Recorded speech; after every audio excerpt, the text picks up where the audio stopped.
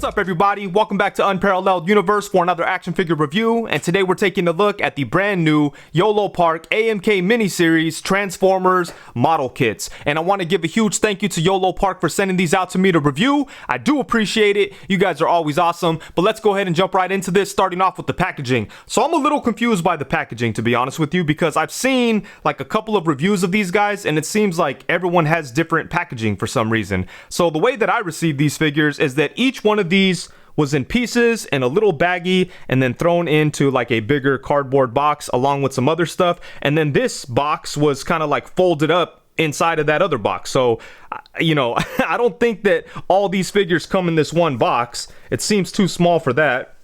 It kind of feels like it's a blind bag situation or something, but I don't think that's the case. I don't know. If I were you and you want to buy these figures, I would say buy them directly from the Yolopark website so there's no confusion.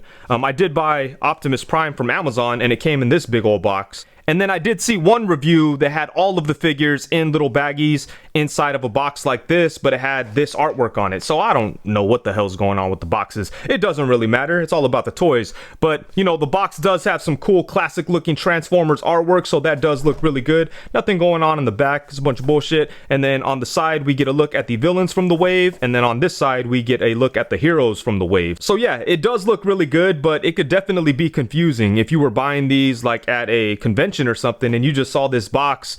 You know, you probably wouldn't know what you were going to end up with. So like I said, I would suggest buying them straight from Yolopark. But enough about that. Let's go ahead and take a look at these guys. So these are model kits, but they're very easy to put together. As you could see, I've already assembled these guys, and I did put together short videos for each one of them, so be sure to check those out if you'd like. But I did want to save one assembly for the main review here, and that's why we have Optimus Prime's dismembered body in the center. So we're going to go ahead and put them together on camera. And yeah, these things are so simple that they don't require instructions or anything like that. You just kind of have to follow the articulation scheme and you'll be good to go. But there are some areas where it is really, really tight, so you do want to be careful and, you know, take some precautions if necessary. On Soundwave, it was really hard to peg the lower waist into the torso. So I had to get a little bit of sandpaper and I just went like that for a few seconds, and then, you know, it brought it down just enough so that I could stick it in there. And it's not loose or anything, but it goes in without any problem. I actually saw somebody break the waist on their Soundwave figure. And when I saw that, I was like, oh, they need to be more careful. And then once like I had the figure in hand myself, I was like, oh, now I see how they broke it. It's like, it was really tight. And some of these posts, you know, they feel like they're hollow plastic. So these figures aren't very expensive, so it kind of makes sense. But yeah, you definitely want to be careful. And yeah, moving on here. Some of the joints are really tight, but if you're careful, I don't think you really have anything to worry about. There we go. As you can see, it's coming along. And the rest of the figures were very easy to assemble. I don't think I really had much problems. Soundwave was really the only one that had any issue. I think maybe with Starcream I had to do the same thing with the posts, but at that point I kind of knew what I was doing and it wasn't really like a hassle or you know, no type of scare or anything. It all came together really easily. But yeah, as you can see, if you just follow the articulation scheme, it's really easy to figure out where things go. See that? It all clicks together really easily.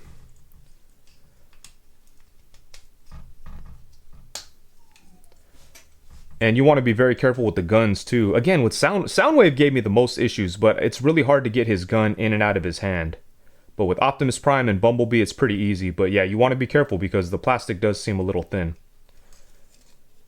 And yeah, it's kind of interesting because like with things like the feet, it kind of seems like the feet can go on either one. Like they're just, so you don't get it wrong. But I guess you could use the little print on the inside of the foot as a guide. You probably want to have that on the inside so it's kind of hidden. So there we go.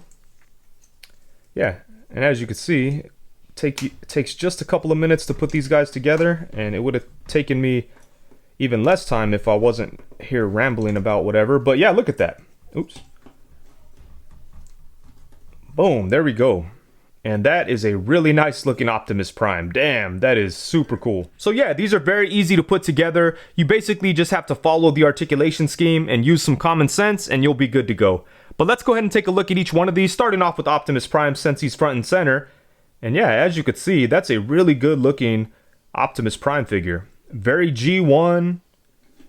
Definitely has that classic look. The paint is all very crisp and clean. The red looks nice. The blues look nice. I like how we have a little bit of a metallic look on the grill there. Yeah, these are dope, man. These are really good looking figures.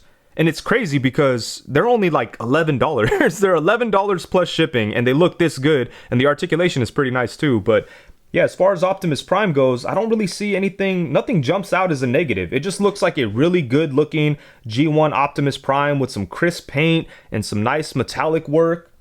Got some color in the eyes. And yeah, I think this is a really nice looking figure. And then next we have Starcream, and check him out. He's looking really good too. Some great colors in there. Again, very G1. On the back, we have the Decepticon logo there. The wings are nice too, but they do kind of scare me. They feel a little rigid. I feel like if this fell from a very high shelf or something, these could break. But, you know, other than that, they're pretty nice. Yeah, so I think this looks good. I do wish that his head had some like variation to the paint. I wish the faceplate was just slightly different from the rest of the head, like maybe just not as dark or something. I don't know, just something to kind of make his face, the details on his face stand out more. But aside from that, I think this is a great looking figure. And then next up we have Grimlock, and as you can see, obviously he's in his dinosaur mode. And I would love to get Grimlock in his bot mode, but I do love that they included this in the first wave because it's so different than the rest, you know? It kind of makes it special a little bit because all the other ones feel very similar in regards to like the way they're put together and the articulation and everything.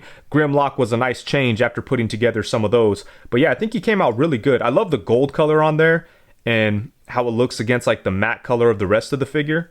That's very cool, and it reminds me of old school Transformers figures, you know? But yeah, look at that, man. This looks really, really good. And the articulation on him is pretty nice too. So he does have rotation right there. His mouth is able to open up quite a bit. You could bring it all down, close his mouth. So good stuff here at the head and the mouth. And then his arms are on little ball joints in the shoulders here. There's no movement at the elbow or at the hands or anything, but these move a really good amount actually. And you could get them in front of him a crazy amount. Look at that. I like the way they did it here because they left a little notch on the housing here so you could bring it forward a lot. So that's very cool.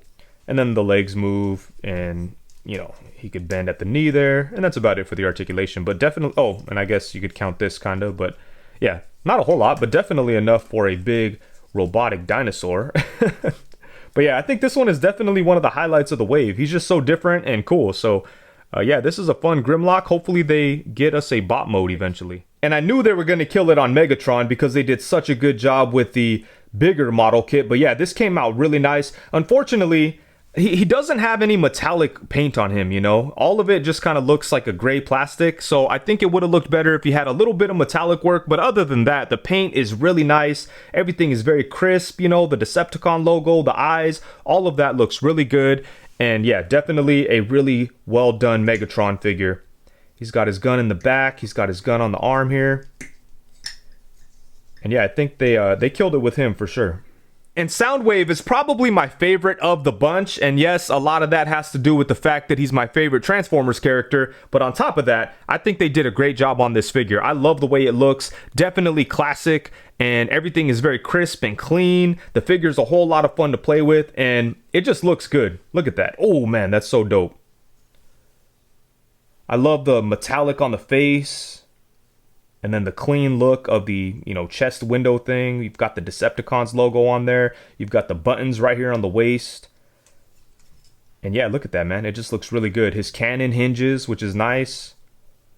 But I will say, though, he did give me the most problems when it came to the assembly. Like, the waist was very tight. The head was tight. The feet, the gun, all of that was very tight. And it did kind of make me nervous when I was putting them together. So you definitely want to take the necessary precautions, especially with Soundwave, because there were times where I felt like I was going to break it when putting it together. Once I did certain things like, you know, put a little bit of oil on the foot or sanded the post and the waist here, everything was good to go. So since then, I've been very happy with this figure.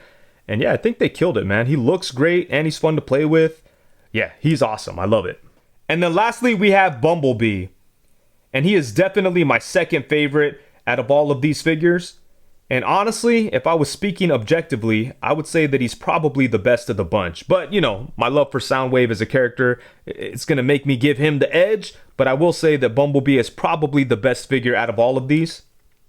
I think he came out really, really cool. And he's a whole lot of fun to play with. I think he's probably the most fun to play with. And what's interesting about him is that he actually fits in with other Transformers lines. None of the other figures do. And honestly, he probably doesn't fit in all that well with this line. He may be just a little too big. I mean, that works, but I think that you could actually fit him in with other lines too, which is kind of nice. But even without that aspect, just like on an individual basis, I think this guy turned out really cool. And he's just so much fun, you know? This is definitely like the ultimate pocket figure. And he didn't have any issues on the assembly. I was able to put him together with no problem. You know what? I'm giving him the crown. I love Soundwave. Sorry, man, but I think I gotta say, I gotta give the crown here to Bumblebee. I think he's the best figure out of the bunch.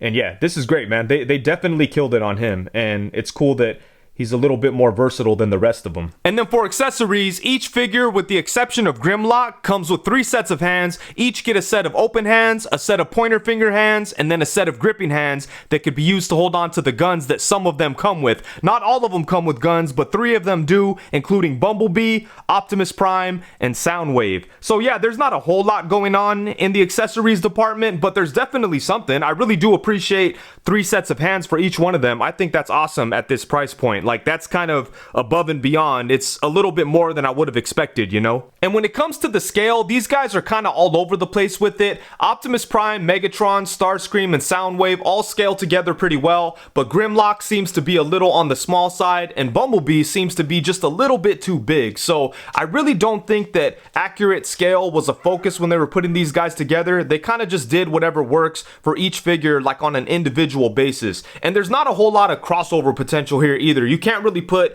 many of these figures with other lines. You can fit Bumblebee in with some of the Hasbro stuff, so there's some potential there. The scale is not perfect, but I do think that he looks good next to some other brands, so that's pretty nice. But as far as the rest of the figures go, you can't really like do much with them in other lines. They're way too small, obviously. And then as far as the articulation goes, all of these guys, with the exception of Grimlock, obviously, share the exact same articulation setup. So we're gonna go ahead and use Optimus Prime as the example.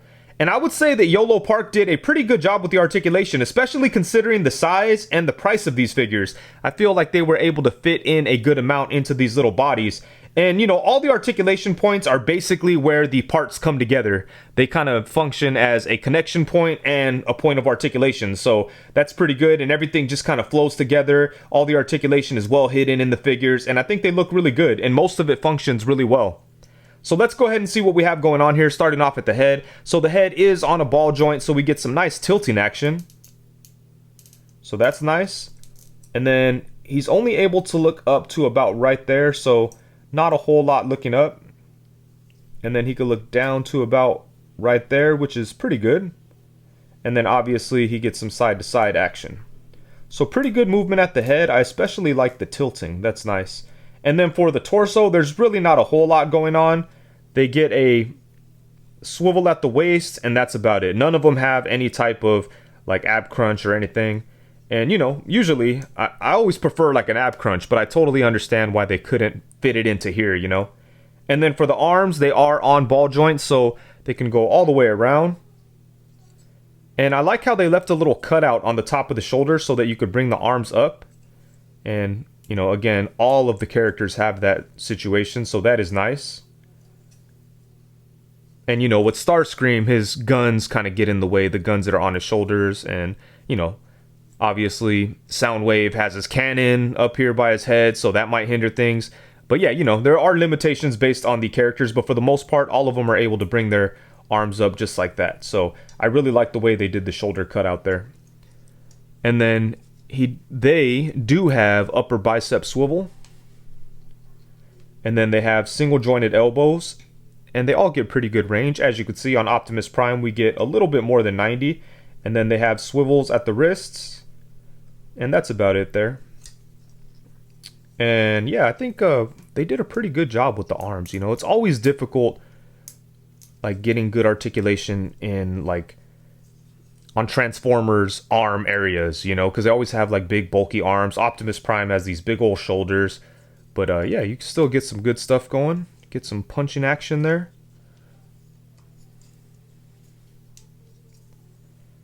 Yeah, so that's nice. I would say they did a pretty good job with the arms. And then for the legs, just like the shoulders, they are on little ball joints, and they do have a cutout on the top, so you could bring the legs out to the side a really good amount for those sidekick poses. Bam. Dang. Nice.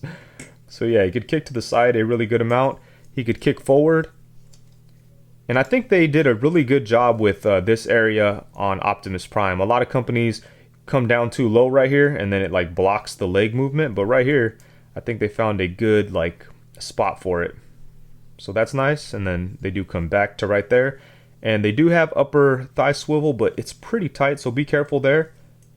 And the upper thigh right here swivels nicely on the ball joint that's in there too, so you may not need to engage the upper thigh swivel too often anyways, but it is there and it is a little tight.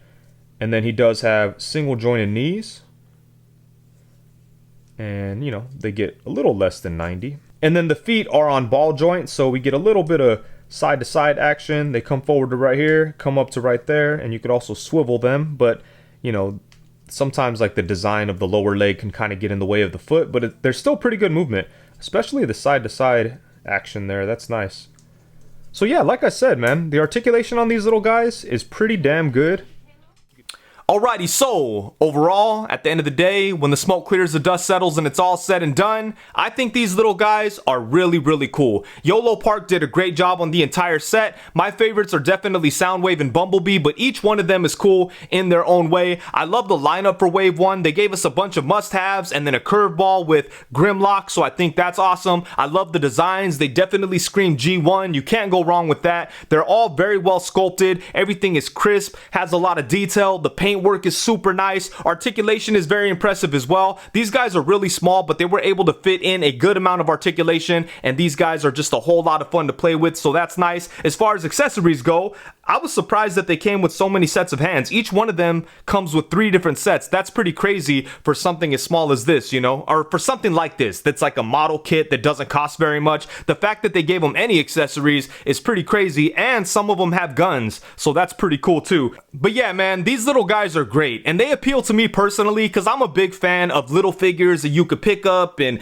play around with and have a good time posing, and I'm a big fan of non-transforming Transformers figures. So yeah, these guys are definitely something that I would gravitate towards, and this is the kind of thing that I wanted to see out of that Hasbro RED line. That never worked out because those things just never felt good for the price, you know. The sculpts were soft, the paint was ugly, the material felt like gummy and weird. These guys don't feel like that. Once you put them together, they feel high quality, they look good, and they're fun to play around with. So yeah, they kind of hit all the marks. They definitely need to fix like how some of the parts come together and how tight certain things are, but once they get that dialed in, these things will be pretty much perfect. And you know what? For the price, I could definitely overlook those imperfections. These guys only cost like $11 if you buy them from the Yolopark website, and you could probably get them for even cheaper because every Instagram guy and YouTube guy out there has a discount code, including myself. I'll leave a link to that in the description below. But take advantage of those discount codes and, you know, check out one of these figures for like 11 bucks. I think it's a super good